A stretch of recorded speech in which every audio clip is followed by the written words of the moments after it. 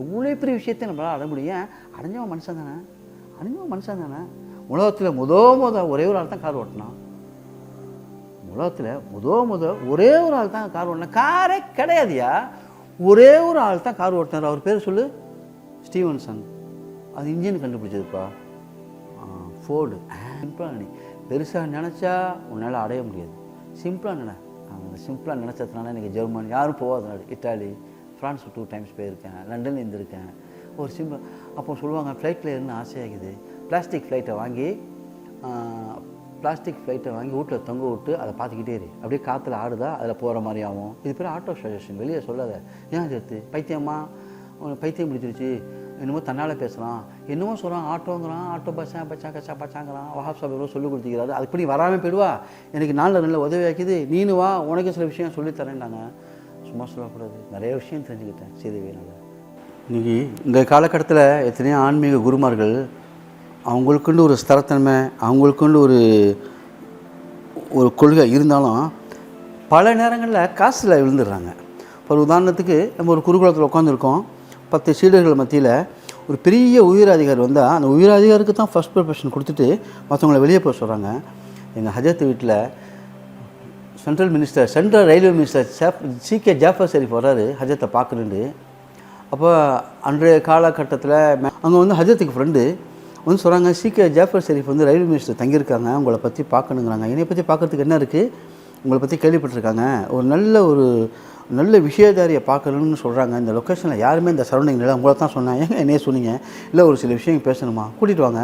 ஆனால் ஒரு கண்டிஷன், சேர் தரமாட்டேன், ஃபேன் போட மாட்டேன், பாயில் தான் உட்காந்து, நான் சேரில் உட்காந்து எப்பவும் போல சிகரெட்டு குடிச்சிட்டு அப்போது கேட்டுட்டு வாங்க. இதே மாதிரி ஆளை தான் அவர் பார்க்கணுன்னு சொல்லிட்டு ஆசைப்பட்டு வர்றாரு.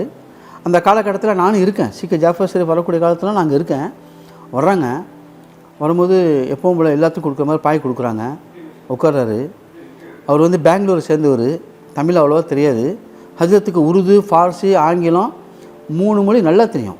ஃபார்சி நல்லா தெரிஞ்ச ஒரு காரணத்தினாலேயே யஹ்யா உலுமுத்தீன்கிற கித்தாபு, மஸ்னவிங்கிற கித்தாப்லாம் ஃபார்சியில் உள்ளது.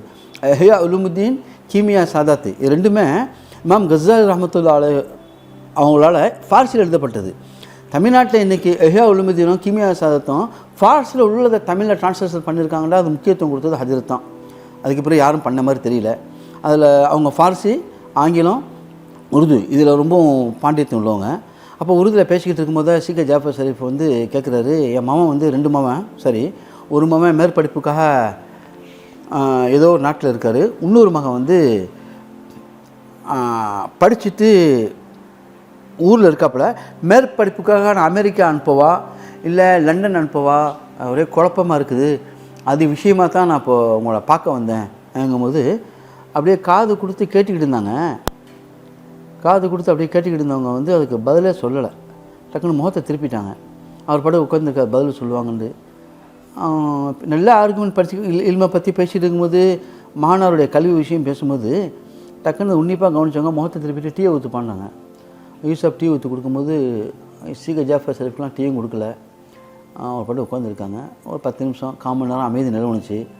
அப்போ CK ஜாஃபர் ஷெரீஃப் கேட்குறாரு, இது அந்த காலத்தில் நடந்தது, நிறைய சாய்மார் சுல்தான்பா சாப், சில யூசுப் சாப்லாம் இருந்தாங்க, சந்தேகமாக இருந்தால் கேட்டுங்க. என்ன ஜி வஹாப்ஜி, நான் கேட்டேனே பதிலே பேச மாட்டேங்கிறீங்களே, என்னை செக் பண்ண வந்தியா? நிறைய ஆசிரமங்களில் வந்து போலித்தனமாக உட்காந்து செக் பண்ணிட்டு இருக்கிறாங்க, போலித்தனமாக குறி சொல்லிட்டு இருக்காங்கன்னு சொல்லிட்டு செக் பண்ண வந்தியா? உன் மாமன் அமெரிக்காவில் எந்த காலேஜில் படிச்சிருக்கான்னு சொல்லிட்டு தனியில் காமிக்கவா? நீ என்ன கேட்குற? குறுகிய படிப்பு படிச்சுட்டு பெங்களூர் இருக்காப்புல, நான் அமெரிக்கா அனுப்புவா லண்டன் அனுப்புவான்னு கேட்குறா. அந்த பையன் அமெரிக்காவில் போய் 2 வருஷமாக படிச்சுக்கிட்டு இருக்கிறாப்புல, கல்லூரியை காமிக்கவா? யாரை செக் பண்ண வந்தா? நெக்ஸ்ட் டைம் வராதேன்டாங்க. இதுதான் எங்களுடைய ஞானகுரு. அதுபோல் IPS திலகவதி வரும்போதே சொன்னாங்க, ஐயா மனசு குழப்பமாக இருக்குது, கருப்பு போட்டு வைக்காதீங்கம்மா. இன்றைக்கி IPS திலகவதி தொடர்புள்ளவங்களாம் தான் நீ கேட்கலாம். நாகூரில் ஒரு மகா முனிவரை பார்த்தீங்களா, அவங்க சொன்னாங்களா, கருப்பு போட்டு வைக்காதீங்கம்மான்னு சொன்னாங்க. அதுபோல் AR ரஹ்மான் வந்து அமெரிக்கா போகணும், லண்டன் போகணும், ப்ரோக்ராம் போகணும், ஹஜரத்தை வந்து தரிசனம் பண்ண போகும்போது ஹஜரத்தோட டைம் யாராக இருந்தாலும் காலையில் 11 மணிக்கு மேலே தான். எத்தனையோ முறை அவர் 7 மணி 8 மணிக்கு பார்த்துட்டு ஓடணும். நானே அங்கே இருக்கும்போது என்கிட்ட கேட்பார், ஹஜரத்தை பார்க்கணும், தூங்குறாங்க, நான் அர்ஜென்ட்டாக அமெரிக்கா போகணும், பார்த்துட்டு போகணும். ஹஜரத் ஒரு முறை கூட அனுமதி கொடுத்ததே இல்லை. ஏன்? காசுக்கு பின்னாடி எங்கள் குரு போனதே இல்லை ஒரு நாள். அதே போல் ஒரு முறை இந்தோனேஷியாவில் இருக்காங்க, நகக்கடை கவுஸ் மாணவர் பேர் தெரியல, மகதூம்ல தம்பி. அவர் ஒரு முறை ஆஸ்திரேலியாக்காரன் அழைச்சிட்டு வராப்புல. ஆஸ்திரேலியாக்காரர் அழைச்சிட்டு வரும்போது அவர் ஆஸ்திரேலியாக்காரங்க வந்து நாகூர் தர்காவுக்கு வந்திருக்காரு எது விஷயமா. அவர் என்ன விஷயமா வந்தார்னா இஸ்லாத்தை பற்றி இந்த தர்கா பற்றி இந்த ஸ்பிரிச்சுவல் ரிசர்ச் பண்ண வந்திருக்காரு. அப்போ அவங்க ஒரு முறை தலைமாவட்டத்தில் இருக்கும்போது தான் கூட்டிகிட்டு வராப்புல. கூப்பிட்டு வந்து ஹஜரத்து இன்றைக்கி அவங்க இந்தோனேஷியாவில் இருக்காங்க. எப்போவாச்சும் இந்தியா நாகூர் வந்தாக்கா புர்தா ஷெரீஃப்க்கு வருவாங்க. அதே மாதிரி சில பட்டைக்கெல்லாம் வந்து கலந்துக்குவாங்க. அவங்க பேர் தெரியல, மகதூம்ல தம்பி.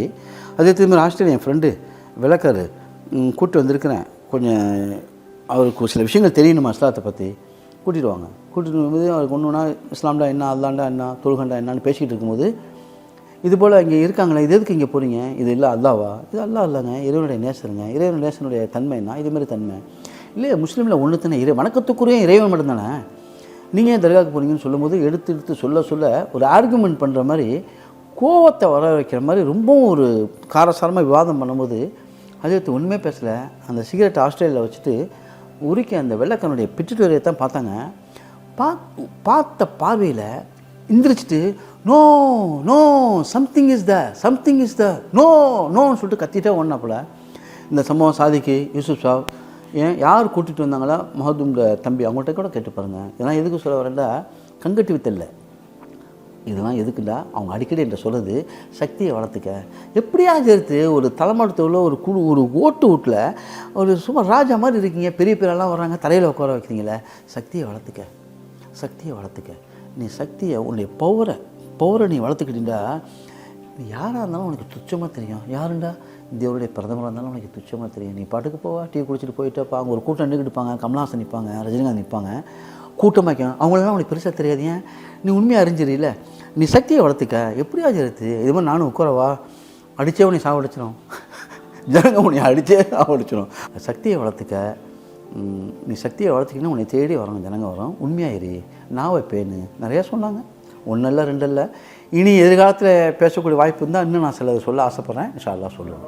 அவங்க கடைசி நேரத்தில் அவங்க சொல்லுவாங்கன்ட்டு அதே தான் ரொம்ப பிடிச்சிக்கிறது. அப்படியா, யாரை, இந்த ஊடு அமைதி ஆன்மீகம் பற்றி எறிகிறது, நீங்கள் சிகரெட் குடிக்கிறது உங்களை எனக்கு ரொம்ப பிடிச்சிக்குது சொல்லிகிட்டே இருப்பாங்க. அப்போ உங்கள் வார்த்தை சொல்லுவாங்க, சம்டைம்ஸ் ரொம்ப பிடிச்சிருக்குல்ல, கடைசி நேரத்தில் வைக்க மாட்டாங்க. யார் அதிகமாக விரும்புகிறாங்க கடைசி நேரத்தில் இருக்க மாட்டாங்க. எனக்கு வளங்களை என்ன ஆச்சு சொல்லுங்க, இப்போ புரியாதுன்னாங்க. 2002 அவங்க இறக்குறாங்க. லண்டனில் நான் இருக்கேன், இங்கேருந்து செய்தி வருது. துடிக்கலை, மற்ற பெரும்பாலும் கண்ணீர் விடலை. ஏன், அவங்க தான் இருக்காங்க. என்னை பேச வச்சது அவங்க தானே, சொன்னது அவங்க தானே. அவங்க சொல்லுவாங்க, பேசுகிறக்கூடிய நேரத்தில் பேசலைண்டா அவங்க ஆன்மா அற்றவன். இமாம் கஸாலி ரிவாயத் பண்ணியிருக்காங்க. மௌனமாக இருக்கலாமா, மௌனமாக இரு, பேச வேண்டிய நேரத்தில் பேசுகிறேன்டாக்கா ஏழைகளுக்கு தண்டனை கிடச்சிரும்.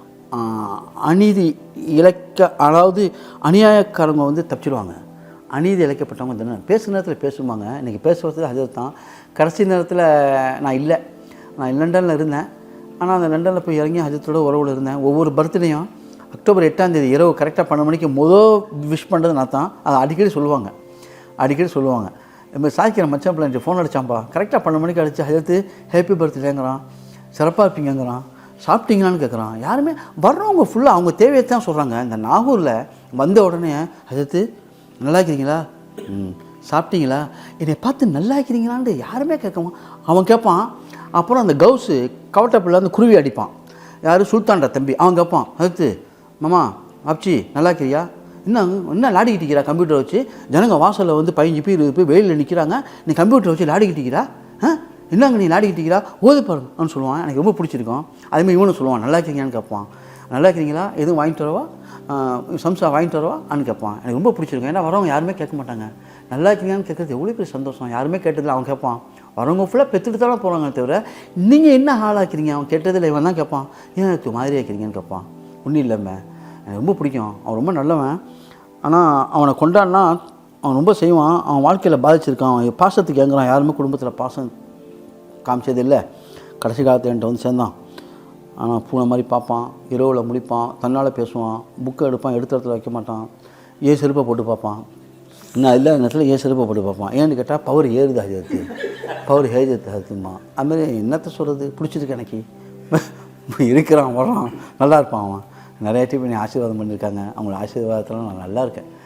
எதுக்கு நான் அதெல்லாம் சொன்னேன்னா, நீங்களும் நல்லா இருக்கணும், நீங்களும் சுபிச்சமாக இருக்கணும். இதை பார்க்குறவங்க கேட்குறவங்க எல்லாமே சுபிச்சமாக இருக்கணும். இப்போ கூட எங்கள் ஹஜரத்தை தான் நான் போகிறேன், போயிட்டு வரேன்.